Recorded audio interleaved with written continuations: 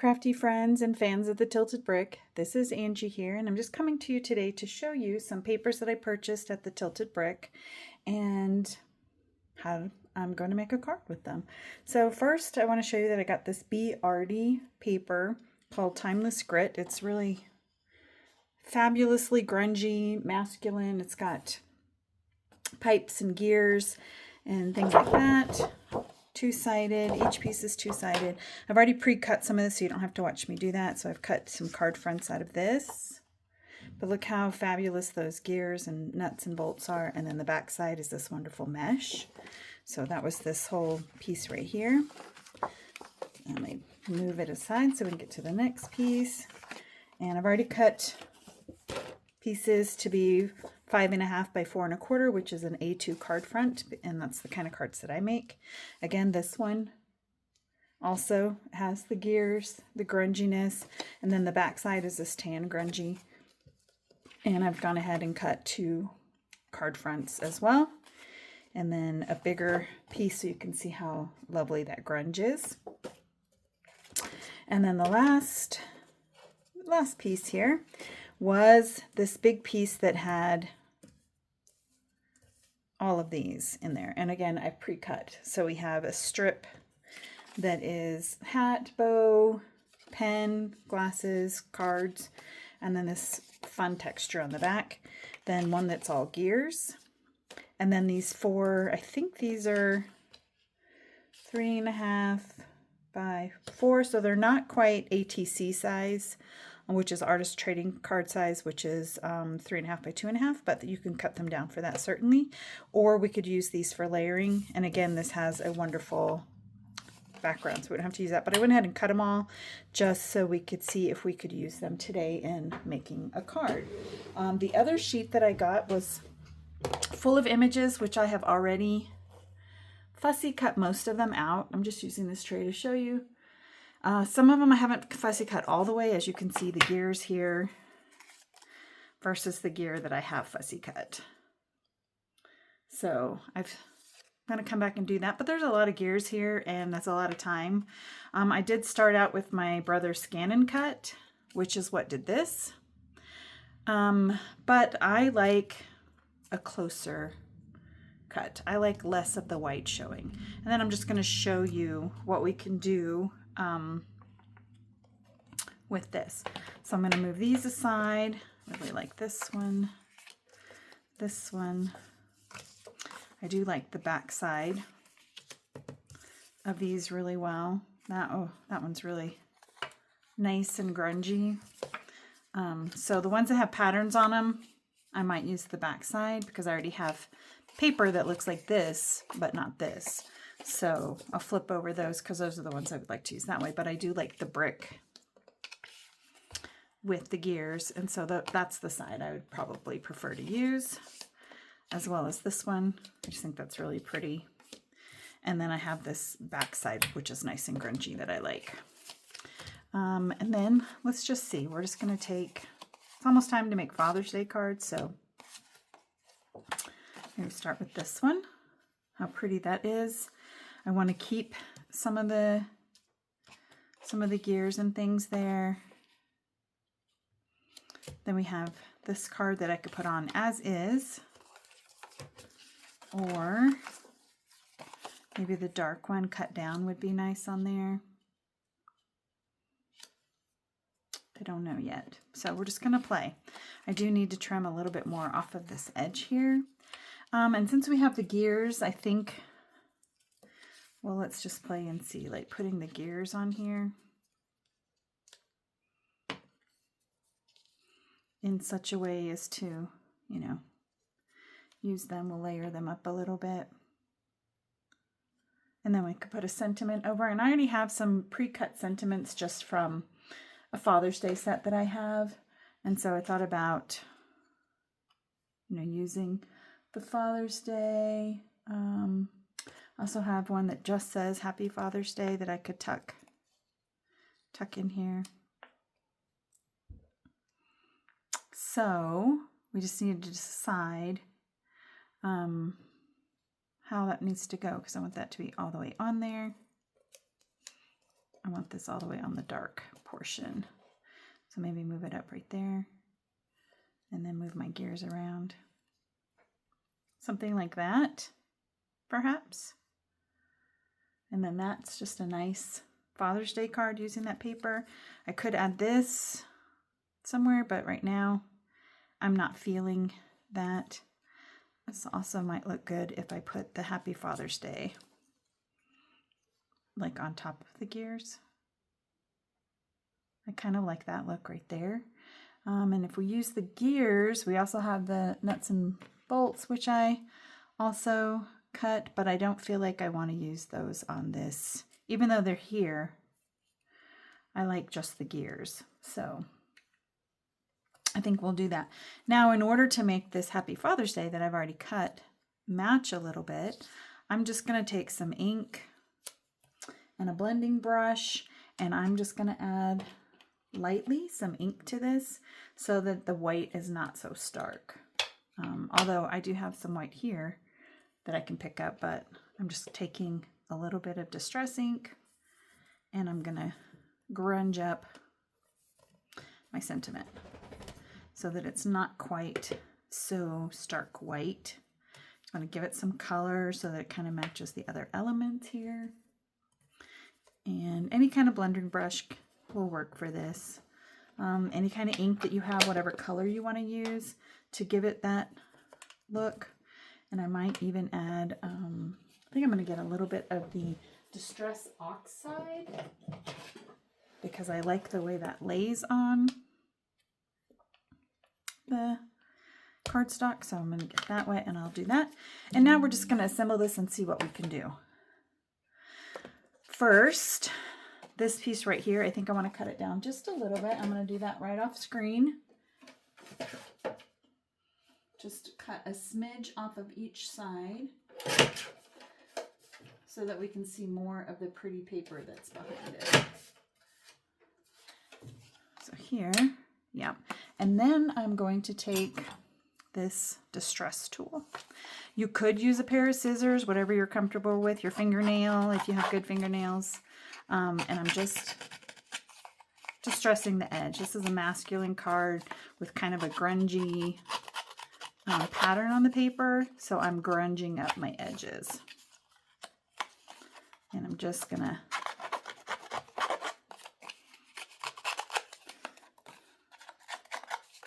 get that on there. And if it tears a little bit, you know, that's fine too. Sometimes we help it tear and then just curl the edges a little. So give it even more of a distressed look. So we have that.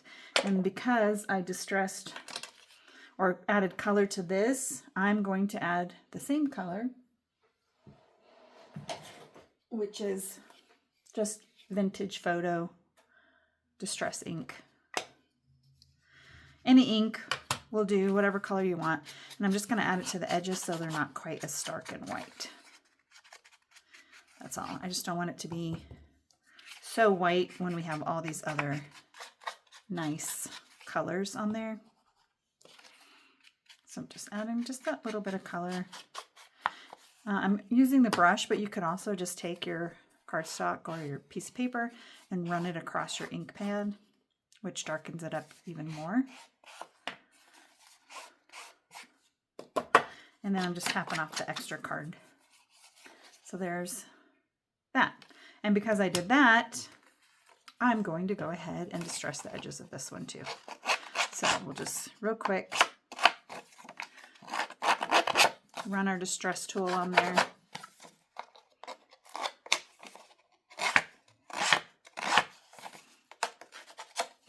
And this is not an ASMR video, but I feel like it's getting that way because of all of this cardstock stuff. So if you don't like that, I'm really sorry, but needs must. Okay, so now we have this grunged up a little bit. I'm going to go ahead and use my edge of my cardstock here on the ink pad just to add some darker color to the edge here as opposed to the white. Okay, so I like that. And just tap off some of that paper crumbs, and then we're done with it. Okay, and now I have this piece and this piece and this piece that I want to add some splatter to from this, which was just the Distress Oxide. And I use that because the Distress Oxide will kind of sit on top of, it won't sink in as much, and it helps to cover. So now I'm just tap, tap, tap, tapping to add splatter marks. And then rotate so that your splatter goes in multiple directions. And so we're done with that.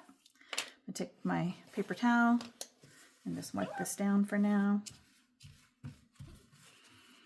This is the nice about working on a glass mat or something like that, is I'm able to clean this pretty easily. Okay, so now I'm gonna take my A2 card and I'm going to start layering everything. Actually, what I should do first is I can still see that this is wet, and I'm going to dry it really quick. Just real quick, so that I don't smear my droplets. Since they're so small, it won't take them long to dry.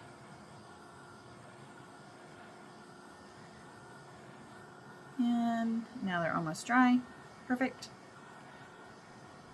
Okay, so when I have a piece like this, I just use a tape. And so I start by taking my card panel and I add my tape to it. Right along the edge, as close as I can get. Then a quick snip. Do that 4 times. You can use any kind of adhesive you want depending on what you're doing. I use a glue stick, or I use tape like this. I also have some tape runners. Really just whatever I can put my hands on at the moment. I like the way some stick better. I do like the glue stick as well because it has a really good adhesive to it. But when I'm trying to line this up, I'll show you in a second when I go to put this on the card base. That's the reason that I like this tape. So I take the tape that's on here and I pull up just a little bit of it and fold that back and kind of crease it, and do that on the corner without picking the tape up. I just want the backer paper, and I reveal that corner, and then I go to the opposite corner and I do the same thing. Move the backer, fold it down. So now I have opposite corners ready to go. Then I take a scoreboard or any kind of something that has an edge here that you can put it on.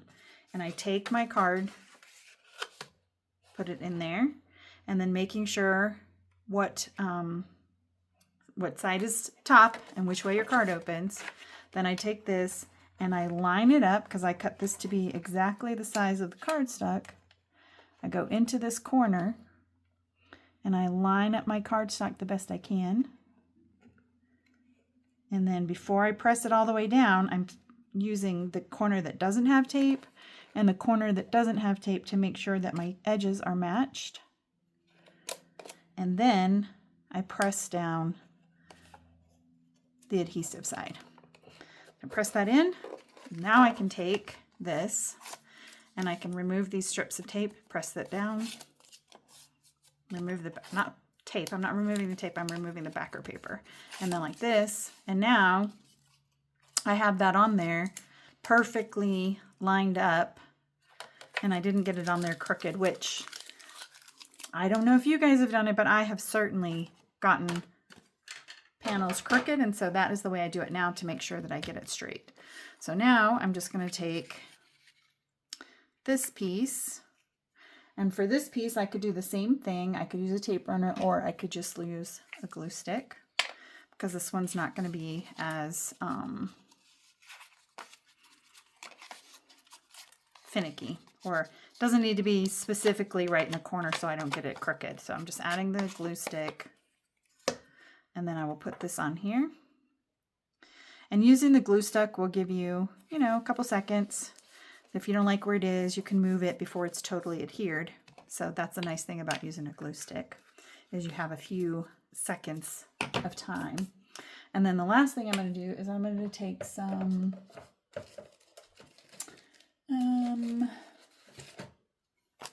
strips. Let's see. I have foam strips, and you can use foam dots, you can use strips, you can use whatever it is that you are looking for. And then I'm just going to add them on here. And I'm just going to be really quick. Doesn't have to be perfect.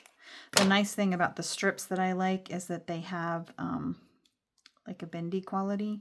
So I can actually go around the circle without too much difficulty,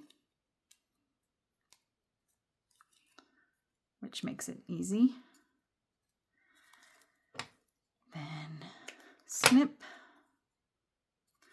And then the next part.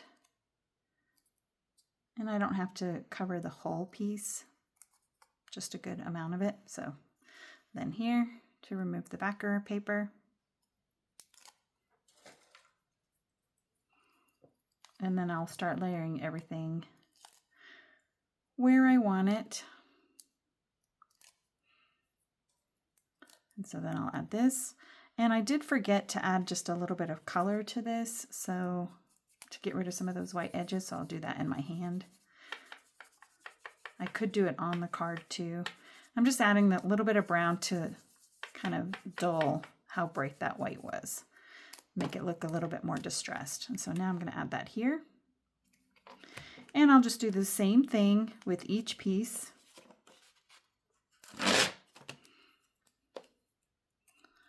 Adding a little bit of color to the pieces.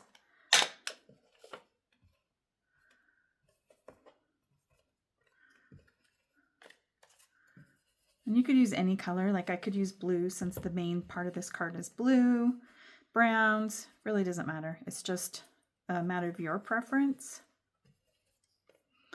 And so really, if I had cut a little bit closer, like on this one, I wouldn't have to do that, but I'm thinking a little bit of ink is better than all the time it takes to cut out all those little pieces. So for this one, I'm just going to go a strip and a strip, because I want to be able to tuck this, so I don't want all the edges to have the adhesive too close, because I want to be able to take this and maybe tuck a part underneath on the side. There's that one. Then we'll do this one. Same thing. Easy peasy. And we're almost done. 1, 2. Layering these to wherever, because of where I put the adhesive on there, I will be able to kind of slide that on a little bit so that there's some overlap without it being too bulky. And this last one, I think I'm going to put up here. So do the same thing. 1 and 2. Remove the adhesive. I know this part's boring, sorry. It's the process. It's the process. I just wanted to show you a quick idea using this paper because I just thought it was so interesting with all the grunge to it and the pieces and how you could just quickly make a card with that. So layer that there, and then just my little sentiment. I'm going to lay the strip across here, and I'll go ahead and add just a little bit more to the top and the bottom so it doesn't get pressed down too much.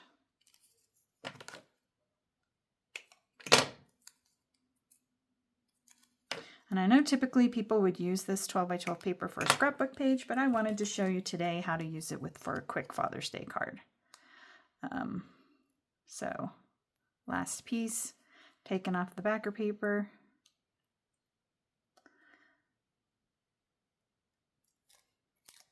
Which when your nails get cut short because they're breaking, sometimes makes it difficult to do, but it is what it is. All right, so here's my sentiment. I'm going to put it kind of right here. I don't want to cover up too much of that gear because I really like it. I like where that is right there. And, whoops, there we go. We're done. A quick and easy card using the elements from the Timeless Grit paper by Bee Arty, available at the Tilted Brick in Longmont. My cards are available there if you're interested in purchasing one. I'll take custom orders if you need something specific or want a specific color or design.